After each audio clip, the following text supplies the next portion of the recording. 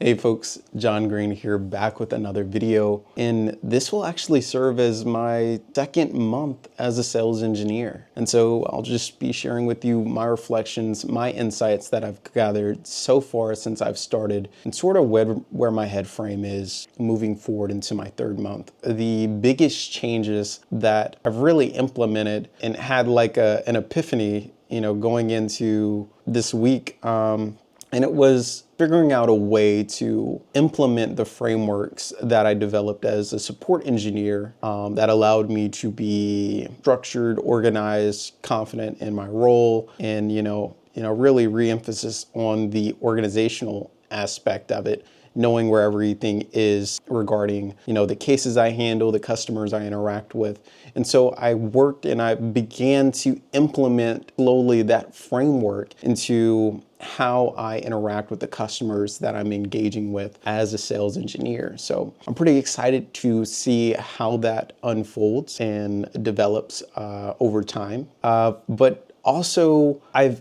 realized just how big a role of communication plays in the role of a sales engineer. A lot of what I've been doing is talking with people, having conversations with people in different departments, and it's really forcing me to be outgoing, because if you don't communicate with other people, you either will know less than what you need to accomplish whatever objective it is. Second, that just opens the door for miscommunication.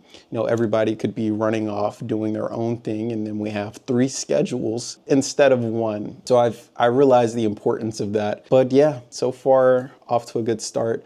I haven't yet gotten one of those triple external monitor displays, but I did order one. So when that comes in and I'm able to implement that in my travel workflow, I'll let you know about it, because I'm really curious to see if it actually, suffices and does the job that it's been advertised to do. But as always, folks, thanks for tuning in, and I'll see you next time with another update.